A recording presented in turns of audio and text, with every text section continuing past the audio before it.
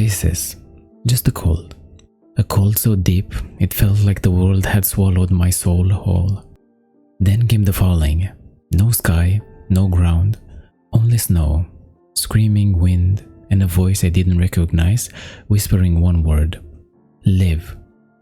I woke up inside a body that wasn't mine, a prisoner's body, a dying man's body. The first thing I learned about this world was simple: it hated the weak. And right now, I was weak. The body was younger than mine had been, stronger too, but whoever owned it before me had been starved, beaten, and left to rot beneath the nobleman's floor. Then the memories hit me.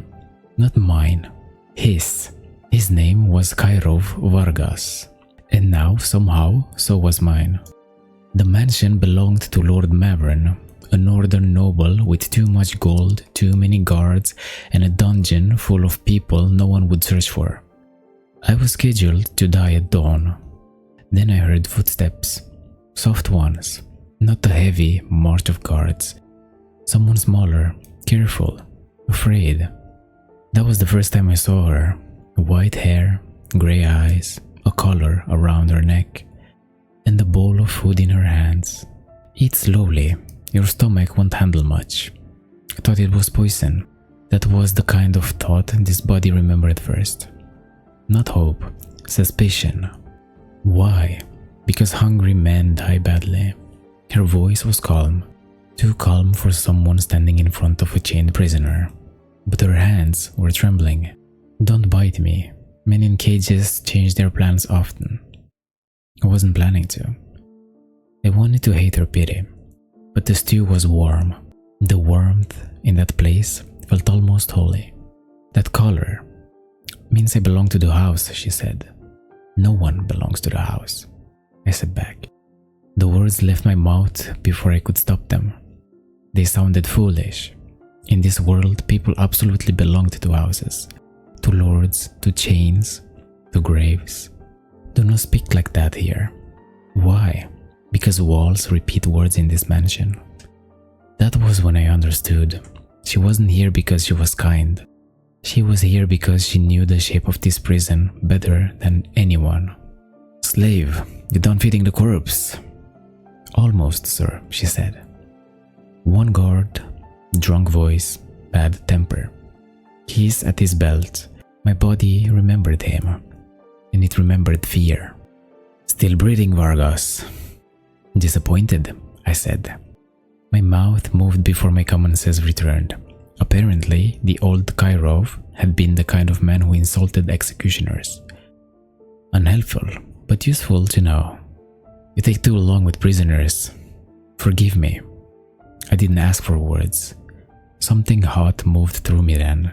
Not courage, not justice. Rage. The kind that wakes up in the bones before the mind can argue. I saw three things. The keys, the spoon, the stew on the floor. And for the first time since waking, I stopped thinking like prey. Look at that corpse. Once his mother. Don't. My body was weak, but weakness has its own kind of camouflage. People step closer to dying men. That is their mistake. What? I didn't need to overpower him. I only needed gravity to take my side. He hit the ground like a fell dog's. Not dead, but stunned long enough. Elvira, I said. How do you know my name? She asked. You told the guard, didn't you? No. I had heard it in his memories, the old Kairov's memories. The slave girl with winter hair, Elvira Nordvale. The one person in this mansion who still looked human. There, the chains fell, and with them, the first rule of this world broke. Prisoners do not leave, but I did. Where is the door out? I asked.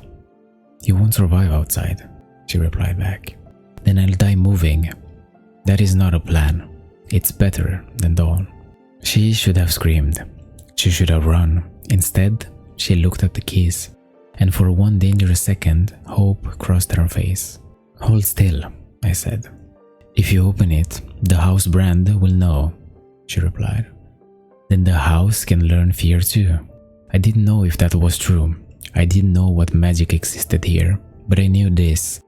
If I walked out alone, I would still be a prisoner, just one with colder scenery.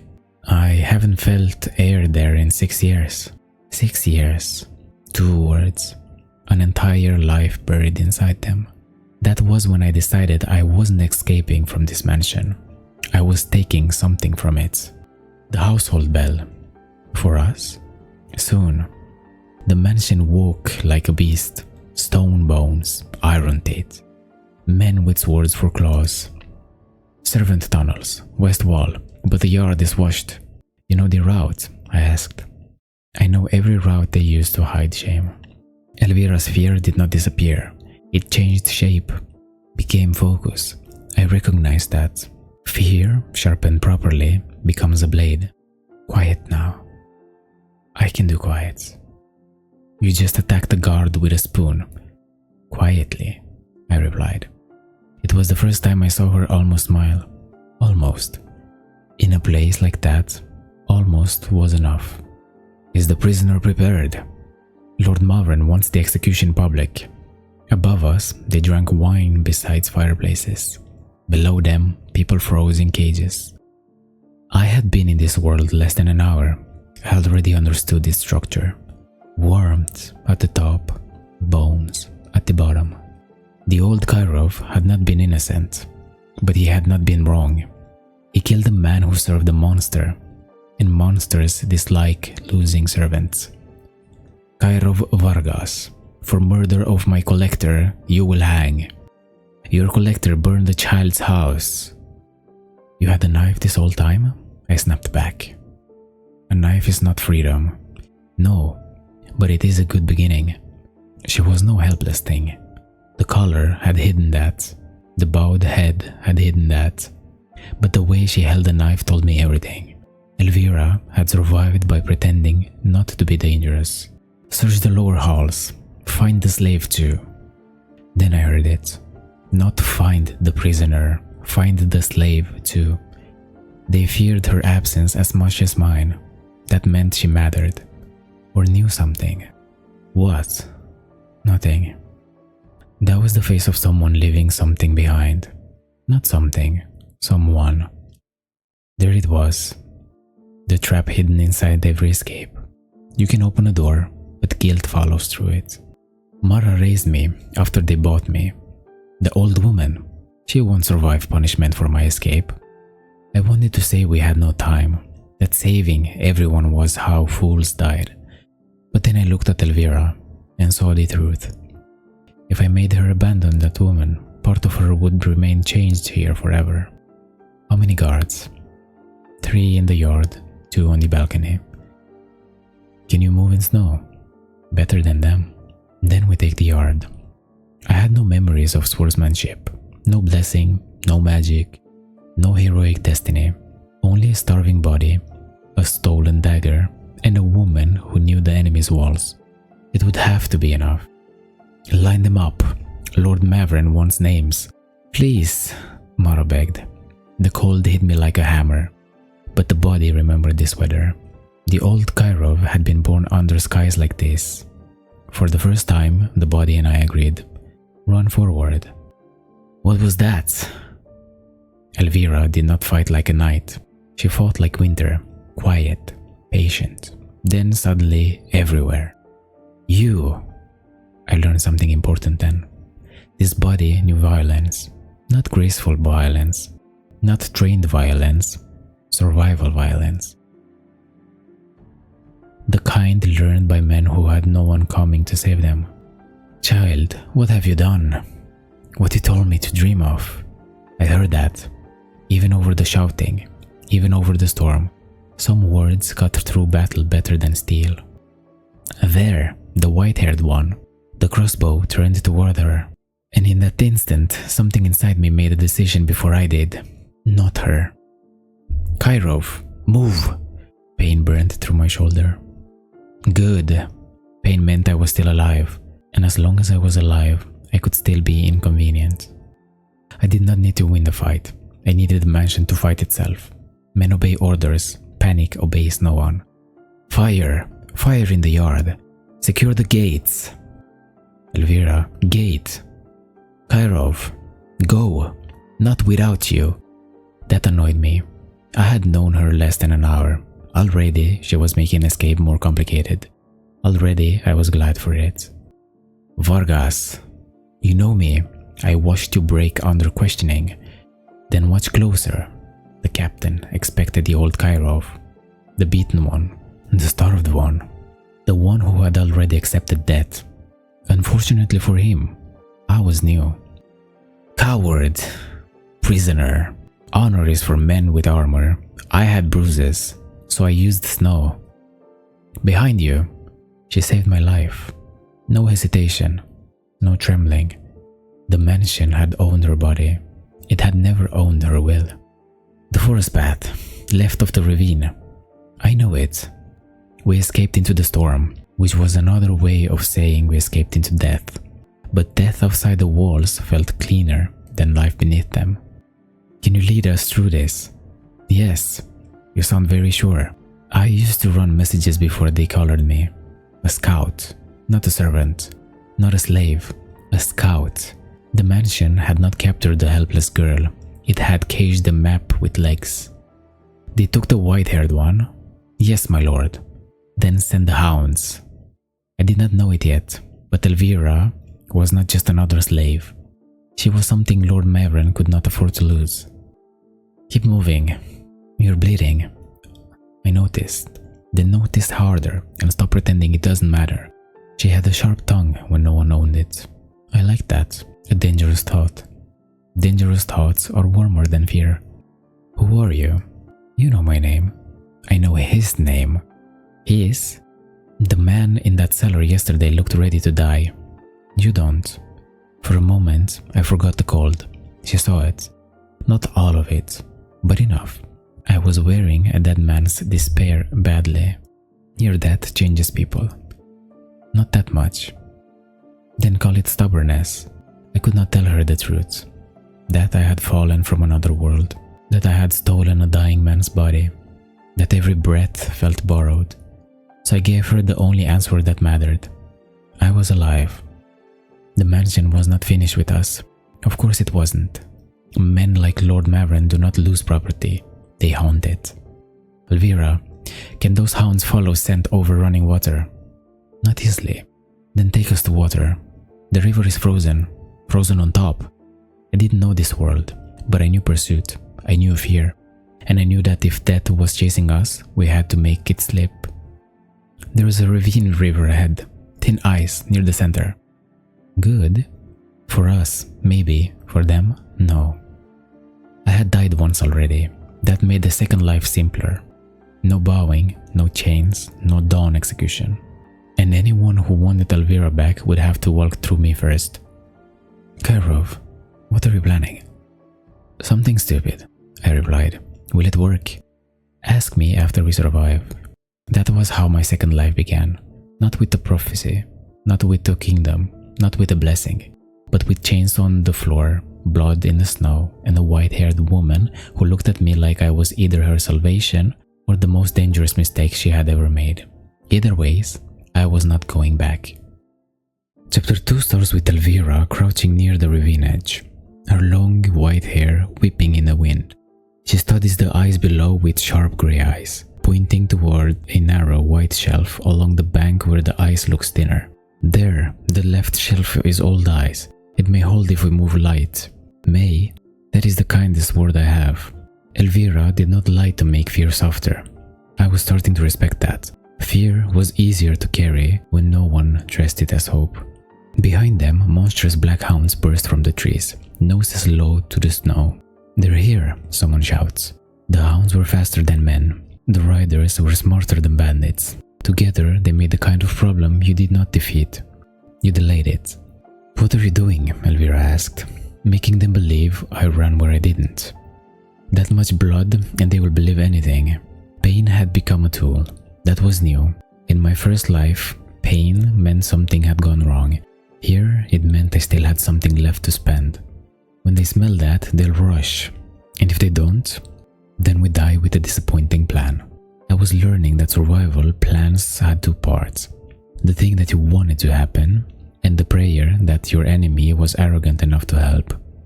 Elvira leads the first servants down a steep, snowy slope toward the frozen river shelf. She moves slow and balanced, one hand touching the rock wall, with hounds chasing them down, people falling in the freezing cold waters, some getting captured, others stumbling in the deep snow. One by one, the numbers were running out. Only 4 of us remained. "I'm slowing you," the young servant said. "Don't make decisions for us," I replied back. "Someone has to," he answered. I knew that tone. Men use it when they have already walked ahead of themselves and seen the ending. He was still beside us, but part of him had stopped. They had caught up to us. "On your knees," the rider said. "No. Light is supposed to mean safety. In Lord Mavrin's forest, light meant ownership had found you. The wounded young servant decided to sacrifice himself for us. "Run," he said. "Grab him," I could hear the rider shout out loud. He bought us less than a minute, less than 60 heartbeats. It was enough to save the 3 of us. Sometimes that is the ugliest miracle there is. Morning. I was supposed to hang at dawn. "You missed your appointment," Elvira said. "Rude of me," I answered back. Dawn came anyway. I hated that. After a night like that, the sky should have hesitated. It did not. The world kept moving, and so did we. "Mara, I'm old, not dead. Can you walk? Ask me nicer, and I may lie better." Mara was failing. Not from fear, not from cowardice, from age, from cold, from a lifetime of surviving long enough to finally be asked to run. Your shoulder, still attached. For now, no encouragement from the passenger. Every step tore something open. Maybe the wound, maybe the body, maybe the lie that I could keep doing this. But Mara weighed less than guilt, and so I carried her. I carried her the rest of the way until we reached a small town behind wooden walls. If they ask who we are, lie. About what? Everything except the blood. They can see the blood. Elvira's survival advice had become disturbingly simple. Lie when useful, run when needed, lead only when unavoidable. I was learning. "Stop there." "Gladly," I replied. "Do not sound relieved. I am deeply threatening," I said jokingly. The guard's crossbow was old. His aim was worse, but from where I stood, even a bad crossbow had a convincing argument. "Names?" the gate guard asked. "Travelers," I responded. "That is not a name," he replied back. "It is what we are if you open the gate." I almost said prisoner, almost said fugitive, almost said dead man wearing another dead man's skin. Instead, I said travelers, a small lie, a hopeful one. Inside the palisade, townspeople peered through gaps in the gate and over walls. They came from Mavrin's Road. No one comes from Mavrin's Road. Not alive. That told me everything. Lord Mavrin's shadow reached this town before we did. People feared him here. Good. Fear meant they understood the monster. Bad. Fear meant they might feed us back to him. Morning should have felt like mercy. Instead, it felt like a lantern held over our hiding place. They will come. The hounds? I asked. The hounds, men, paid trackers, anyone Lord Mavrin can frighten or buy. Then stop standing in the street like wanted corpses. The city had gates. That did not mean it had safety. Not for people with no papers, no coin, and blood on their clothes. "I stay here," Mara said. "No, that was not a question. Mara, I am old. My bones are colder than the road. If I slow you down again, you both die politely." I had carried her through snow, river, blood, and barking dark, but I could not carry her through the entire world. Kairov kneels in front of Mara, angry but too tired to raise his voice. "We don't leave people behind. You left many people last night. That was different. No, it was honest. She can hide better here than on the road. You agree to this?" "I hate it. That is not the same as denying it." Mara points with her chin toward the small laundry house and back alley where smoke rises from a chimney. I know how to become invisible. In a town full of strangers, especially there, people remember pretty faces, dangerous faces, rich faces. No one remembers another old woman carrying laundry. She said it like a joke. It did not sound like one. There, a carriage, South Road, leaving soon. Then stop bleeding on my farewell and go bag. Kairov and Elvira approach the carriage. The driver looks them up and down with immediate suspicion.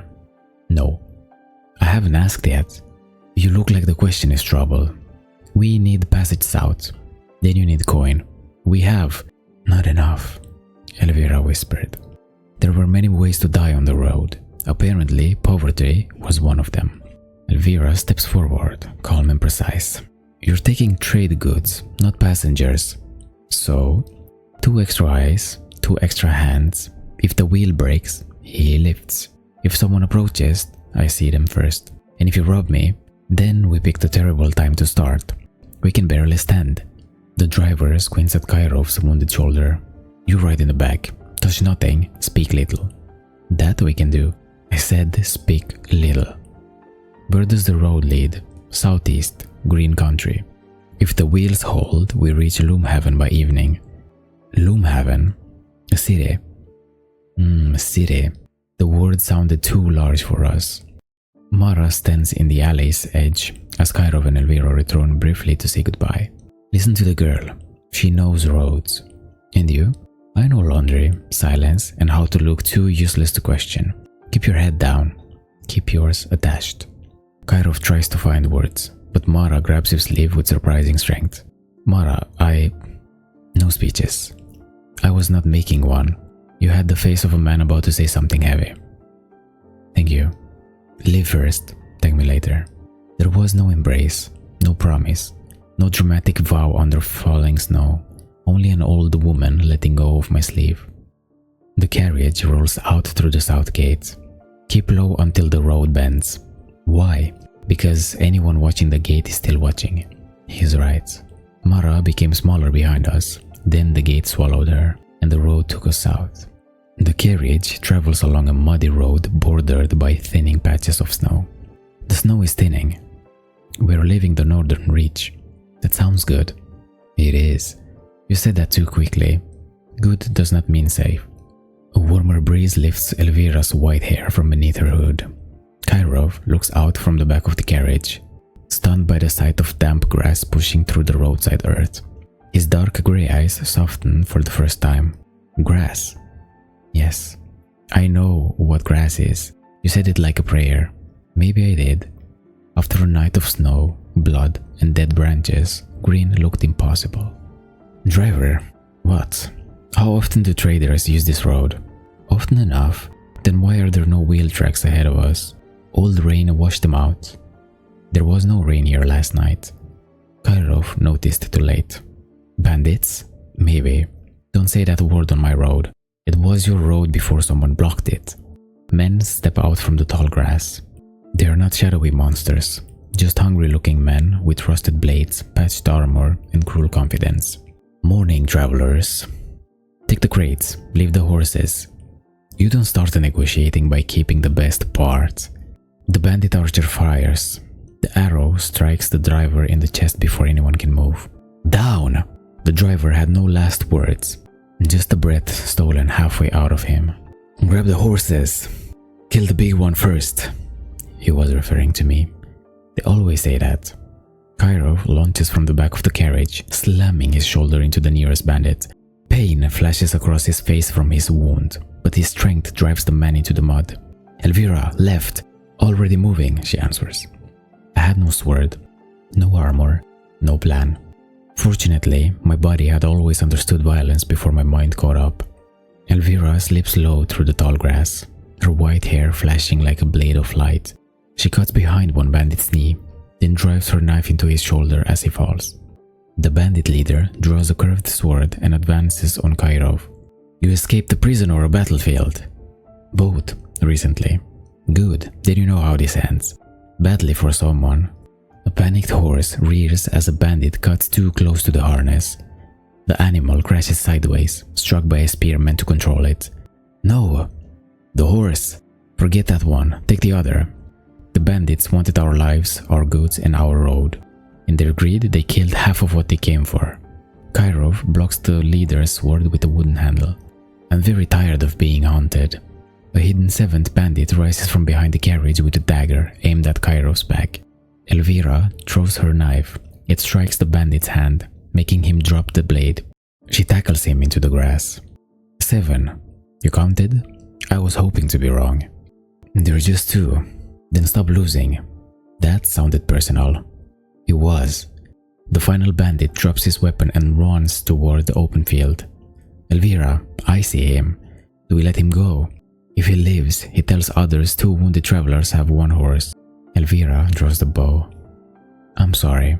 She apologized before the arrow landed. Not to him, to the part of herself that still wished the world was kinder. The road is quiet again. The carriage is damaged. Driver, gone. Damn it. He should have left us at the gate. He didn't. No. Kairov and Elvira drag stones together beneath a tree beside the road. They cover the driver's body with his travel coat. The sun is higher now, warm and gentle, contrasting the sadness of the moment. Elvira calms the surviving horse, stroking its neck and speaking softly. Can you ride? Yes. Good. Can you? I have sat on worse things than a horse. That is not an answer. Then no. They search the wrecked carriage. Kairov finds a short sword with a chipped edge and a purse containing only a few copper coins. Not enough for an inn. Enough to not starve today. That is a depressing standard. It is also our best one. The sun dips slightly toward afternoon as a large city appears in the distance. That is not a town, no. That is a kingdom pretending to be a city. Loomhaven, Trade City. You've been here? No. Then why do you sound calm? Because if I start screaming, the horse may panic. Names and purpose. Work. That's not a purpose. That is desperation. Adventurer Guild registration. New blood then. Mostly old blood. Any lord claim you? Any chain mark? Any criminal brand? No. No. You hesitated. We were choosing whether to be offended or grateful. Guild Street. Third bell tower. Cause trouble and you leave through the ditch gate. There are oranges. Yes. Just sitting there. That's usually how fruit is sold. In the north, fruit looked like a rumor. Loomhaven did not whisper. It shouted, with bells, wheels, bargaining voices, and the smell of bread I could not afford. They stopped before a large guild hall with carved wooden doors and a hanging sign showing a sword crossed with a wheat stalk and shield. This place gives people work and papers. Papers matter that much? To people who have never needed them? No. To people like us, they are the difference between a person and property. Next. Do we look like we know what we're doing? No. Should we? Also no. Kairov and Elvira stand before a young guild clerk with round glasses and professional smile. Names. Kairov Vargas. Elvira Nordvale. Previous affiliation? None. Nope, none. Any noble house, military order, trade contract, debt bond, servant claim, or penal mark? No. Also no. We lied cleanly. Not because the past was gone, because we had reached a place where the past needed paperwork to follow us. The clerk presses a small crystal seal against their forms. Temporary free worker status granted under guild protection. Free worker? It means no one can claim you inside city jurisdiction without presenting lawful proof before a magistrate. And outside the city? Try not to be outside the city without friends. You're registered as rank E. Lowest? Lowest. Respectfully lowest? Legally lowest. We should leave it at that. A copper badge did not make us heroes. It did not erase chains. But it gave us names that could stand at the counter and be written down. Kairov and Elvira step away from the counter. How much? Now for bread and an inn? If the inn is imaginary, then we work. We survived a night chase, a river, hounds, bandits, and the city gate. Yes. And now we are defeated by Rent. Rent is ancient and powerful. They stand before the lowest quest board. These are not heroic. Heroic usually pays after you are dead. Fair. We need coin tonight, not glory. What is the least humiliating? Guarding animals from wolves. After last night, wolves feel almost nostalgic. Eastern pasture, 1 night, 2 copper each. Meal included. Meal included? You heard that too? Take it before someone braver and hungrier steals it. The guild clerk stamps the quest paper. First quest. Is it obvious? Painfully. Advice? Do not let wolves eat the sheep. That feels too simple to be useful. Welcome to rank E. Outside the guild hall, Kairov and Elvira sit on a low stone wall sharing a loaf of cheap bread. This is the best bread I've ever tasted. It's dry. Best dry bread I have ever tasted. Your standards are getting worse. My standards are alive. We ate slowly, not because there was enough, because of the first time in days, no one was trying to take it from our hands. We entered the city and immediately left it. We entered poor, a tragic condition, often fatal. Then we should cure it. After a short walk, we arrived at a small farmhouse that stands near a wide grassy pasture. A farmer, his wife, and 2 children wait anxiously near a fence. You're the guild guards. Yes, both of you. You requested rank E. They look half dead. Only half, that keeps our price reasonable. The farmer points towards the far side of the pasture where the fence is damaged. Wolves come after sundown. Took 3 sheep this week. How many? Wolves? Sheep. 27 left. We count sheep. That may help you sleep. Dangerous joke. The farmer's wife hands them bowls of stew and thick slices of bread. Cairo stares at the food like it might disappear. Eat before watch. We are meant to be guarding your animals. Hard to guard anything while fainting. Thank you. Deeply, historically, spiritually. They ended up guarding the sheep and fending off every single wolf that had shown up throughout the night. In the morning, the farmer counted the sheep. 27. That is good? That's all of them. Then yes. You two look worse than when you arrived, but professionally worse, I jokingly said. The farmer places a few copper coins into Kairov's palm, then into Elvira's. The coins are small, but both stare at them with quiet disbelief. Guild rate plus bread for the road. You do not need to add bread. You need to accept bread. We accept bread. The coins were ugly, dull, and barely enough. I had never seen anything more beautiful.